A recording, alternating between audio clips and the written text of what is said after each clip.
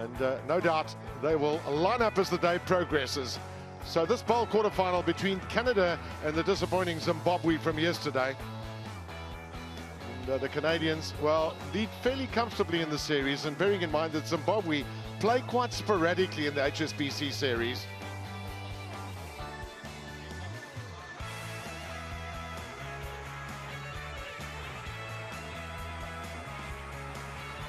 So it's time for some suntan lotion because it's a warm day here in Port Elizabeth. A little bit breezy this morning, which will test the abilities of the wonderfully conditioned athletes that will grace the fields.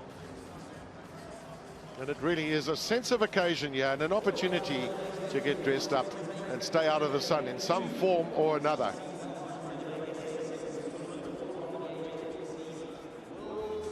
So the teams then: Canada, coached by Liam Middleton, who was formerly the Zimbabwean coach.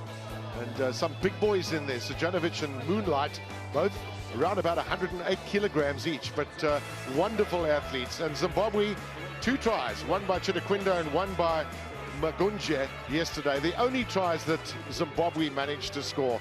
Bob Skinstad alongside me, former Springbok rugby captain in 15s, and also a 7s Springbok from 1996 to 2001. Also 2 World Cups plus a Commonwealth game. So that's quite a package, that, Bob Skinstad. How was yesterday for you? Well, I absolutely loved it. You know, I think Zimbabwe will be disappointed with their performance because, you know, they haven't had the resources over the last couple of years to build the team that they want. And although they were spirited and game for it, they just don't have the men in the positions. But the fight is... It's not about the size of the dog in the fight, but the fight in the dog, you know. And they're going to go out today and they're going to want to try and get at least a try or 2 and some pride back against what I think is a very good Canadian side. A side that, you know, especially with Connor Traynor on form and Sean Duke, the flying Sean Duke on the wing, scoring some tries.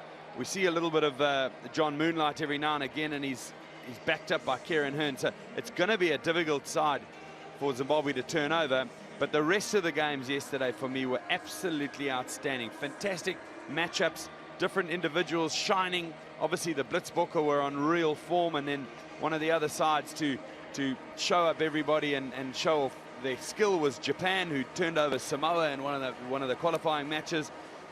And they were shouted on and supported on by a fantastic home crowd.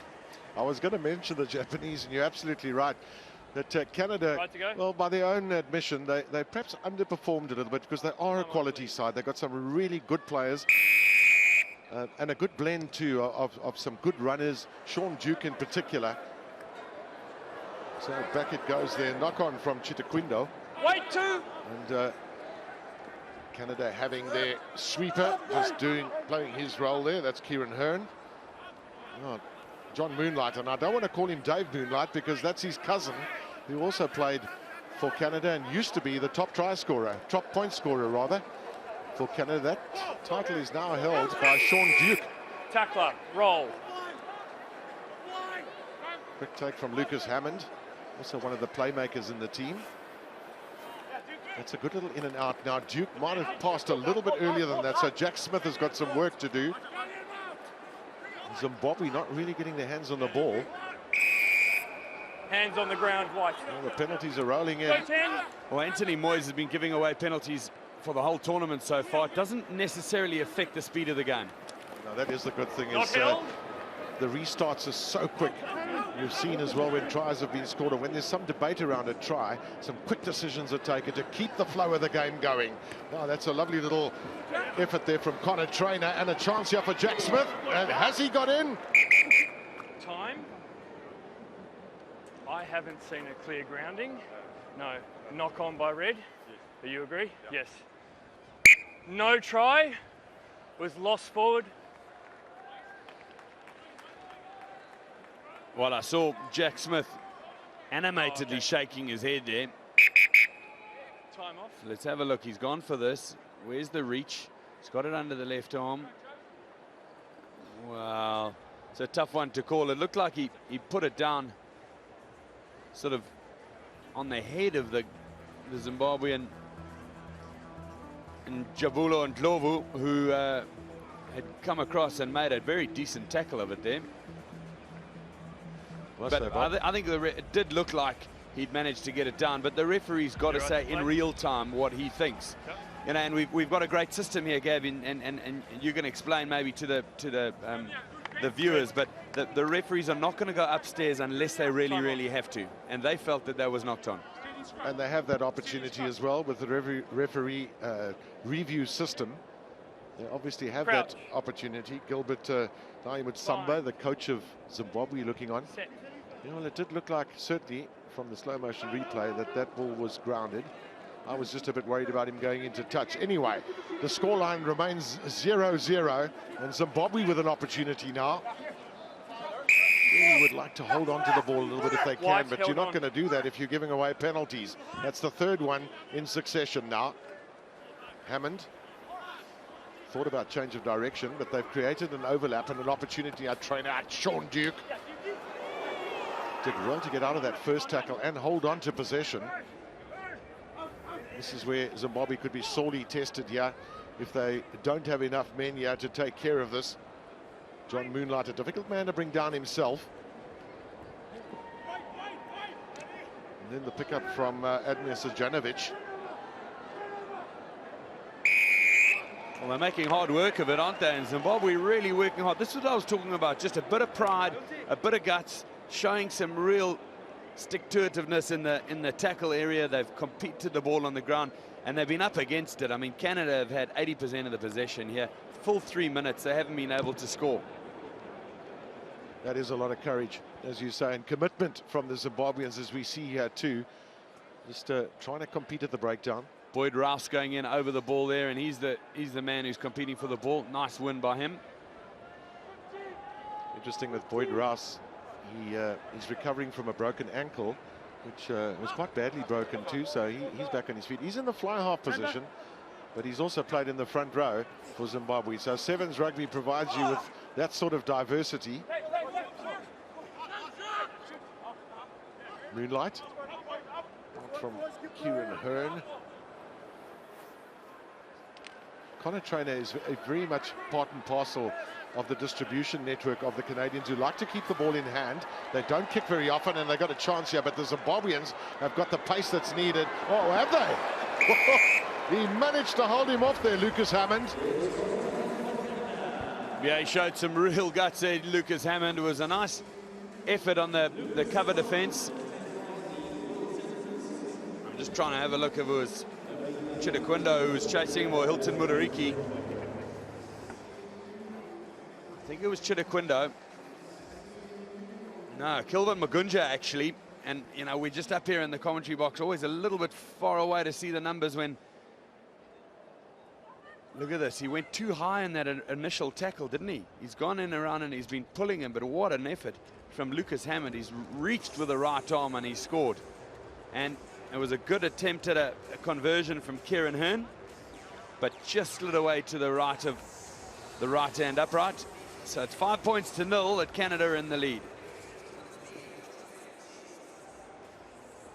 So Canada having completed 23 passes, Zimbabwe just one thus far in the game. Zimbabwe having to do all the tackling. Here comes Sean Duke. Smith. Change of direction from Connor Trainer.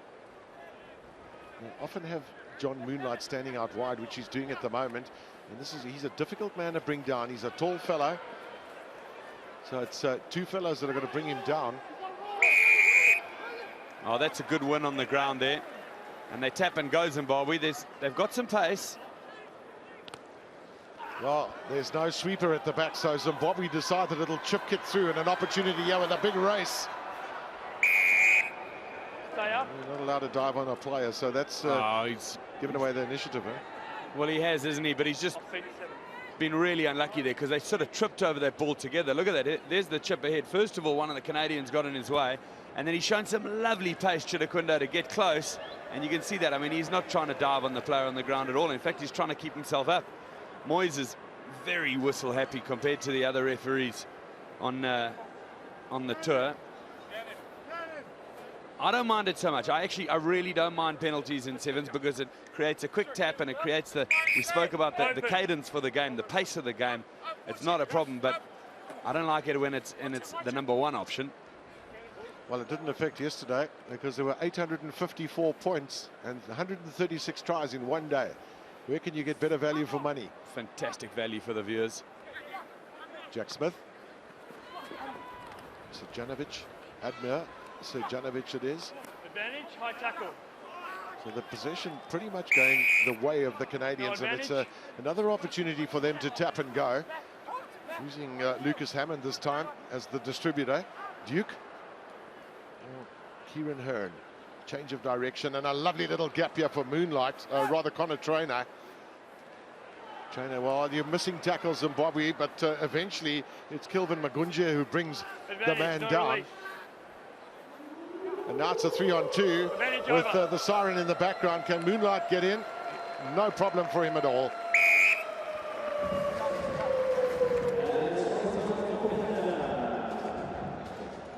It's a nice end to the first half there for John Moonlight. He's scored a try in the corner. And it was the good distribution which got him away, wasn't it? The first bit that he had to do was decide where he was going to put the ball down. Well, it's another massive kick this from the touchline, with a little bit of a breeze to contend with, which is blowing from the southwest down here in Port Elizabeth. Just wonder to what extent it could affect some results today. It's not a bad effort.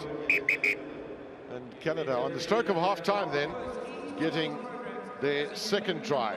John Moonlight, and the first one by Lucas Hammond. Canada 10, Zimbabwe 0 at half-time.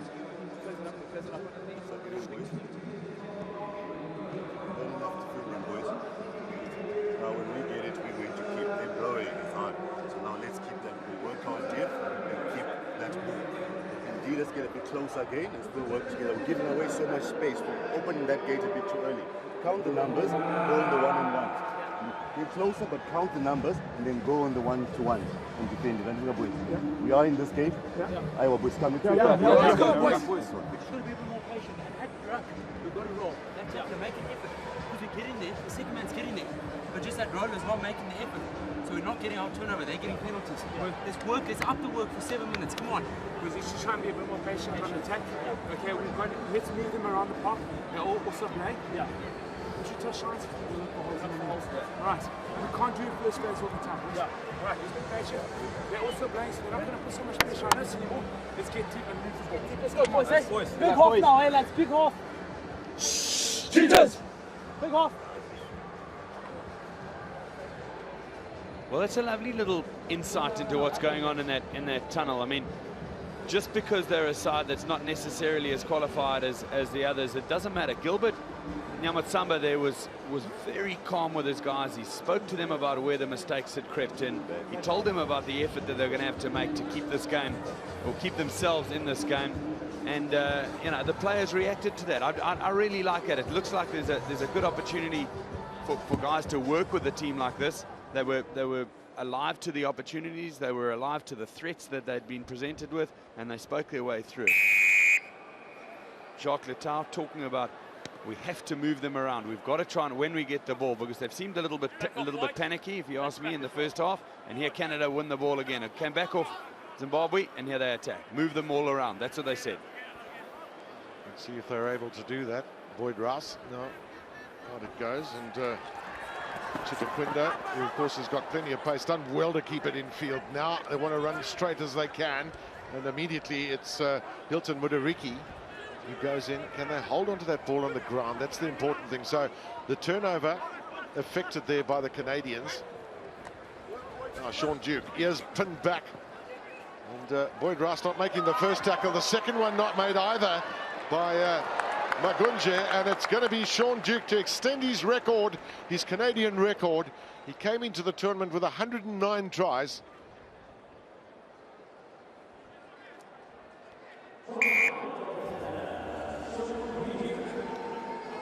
Well, he's done well there, Sean Duke. He's managed to avoid the attentions. See, Mudariki's gone to ground there, and that's just been driven off the ball. Both him, Chitakwinda, and Boyd Rouse were driven off that ball, and it was good work by John Moonlight. I know he's big and I know he's strong, but you really have to hold that space around the ruck and tackle. And then Sean Duke with the double fend, and he's made it into the 7-pointer territory. Some great stats there for Sean Duke as well, just showing his all-round capabilities. Nice to compare it as well against the series. He's made 12 tackles already at this venue in just one day of games. 40 so far in the series, including those, so he's been a busy defender. And 10 tries too on the attack. Just such good use as well of the handoff. This is something the players work on too, using the handoff to good effect. So Zimbabwe deep in their own territory, and they haven't been down here much. They've actually spent a little bit more time in this half, closer to the Canadian line. Oh, yeah, they open up some space. Here they go. The chip kick through now. Who's going to win this chase? Was there a little bit of jostling there? Which way does it bounce? Is it favourable? Yes, it is. Over goes Chitaquindo. Zimbabwe's third try in this tournament. Well, he's got so much pace, Chitaquindo. I just wish we saw him with more ball in space. You see that when it happened, it was a little sleight of hand and a little pass around the side, and then his chase was the kick ahead and then the nudge over the line and the score. Lovely play by him.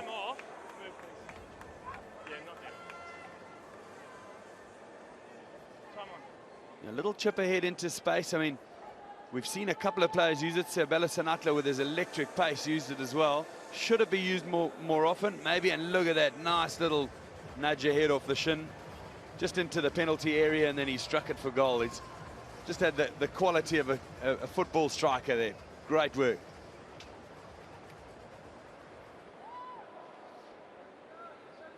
No substitute for pace, of course, importantly. Again, the kick-ins, Canada, the masters of that to date. And the extra man that they've got, they don't have the supreme pace outside of Duke, but Moonlight going full tilt. He really is an effective outside runner, is John Moonlight. Width of the field used. Again, they're looking to bring Duke in here somewhere along the line. They've got to make the tackles on him. He hands off very well, and this time transfers the ball into the left hand, and it's his second try. Yeah, he's done well there, Duke. He was the option on the inside. I just felt Zimbabwe got a little bit crunched in defence. They had two players on one, and it was a good effort by Savanovic. He created the little return opportunity for Duke, who just dropped inside, and he had to accelerate to get just over the advantage line, and then it was a clear run into the try line. Credit to Zimbabwe, these tries have all been scored far out. So poor Kieran Hearn, he's had a day of kicks from the goal line virtually, his conversions.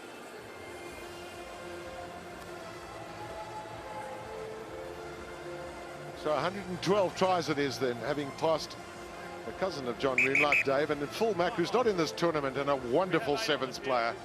I really enjoy Phil Mack, but he got injured in Dubai, so he's not part of this mix. Yeah, he'll be recovering for 2 of the tournaments, I think. Maybe seen again in the new year. Well, they've got a break until Wellington in February, so you can have a little bit of Christmas pud. And that ball favourably bouncing there for Canada. Zimbabwe just guilty of not covering their territory well enough. Jack Smith has been quite a jack in the box, hasn't he, for Canada? He hasn't had many starting opportunities. How many they got in the line out, sir? Same as you. How many they got in the line out, sir? Same as you. Not straight. So that ball not in straight, and it'll be a Canadian put in. Danger territory this too for Canada. Time is off. 8 and 7 white. Zimbabwe bringing on Kuda Chiwanza and Graham Callback. Sorry, 9 white. 9 white, yes. And Mark Fulifa for Canada. No, they can have a So Lucas Hammond will come off. Mark's here. And really, with just 1.5 minutes to go, Canada look pretty much like they've Crouch. sealed this bold quarter-final. Fine. 17 points the difference. That's 3 scores by Zimbabwe. Back. It's better defence from Zimbabwe in the face. That's a Canada going to have maul. some options out wide. They've turned it into a maul. Of course, trying to keep the Use players it, up. Red! And if it's not used now by Canada, it'll be a scrum to Zimbabwe. But it's in motion at the moment, so Anthony Moyes happy to let that go. But it will be now a put in to Zimbabwe. Interesting as well, Bob, that situation with some of the players as well. When they're caught in those situations, they try and get their knee on the ground to make sure that it actually transfers from a maul to a ruck. And the players have got to basically leave you. Here's the mark. Exactly. Well, it's either a ruck or a tackle, because if you put your knee on the ground and one of the other players is in contact with you, it's called a tackle. So the Blitzbokker, I felt, needed to employ that quite quickly. And because England, who they're playing in the quarterfinals today, used it very well in that match against New Zealand last night. Of course, they've got big James Rodwell that does the carry up for them quite often. He'll be in action just now against South Africa. In the meanwhile, Zimbabwe looking to get out of their territory and just looking for a little bit of space too, because they've got some quick runners, as we know, Chitaquindo in particular. But here comes Graham Callback. Change of direction and an opportunity too for Wensley Mabanji. I didn't see him come on. Now they've got numbers here. Have they chosen the right direction to go in? Crowd are absolutely baying for a try here from Zimbabwe. They know they can't win, but they've got men overlaps now. Surely they've got to just straighten up. Can they finish it off? He's into touch on the corner is Njabula and Lovu.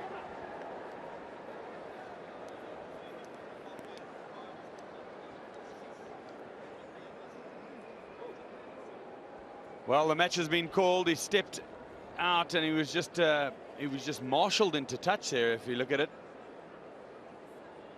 And Zimbabwe finished 22 points to 5 against Canada. A very credible effort from our Southern African neighbours.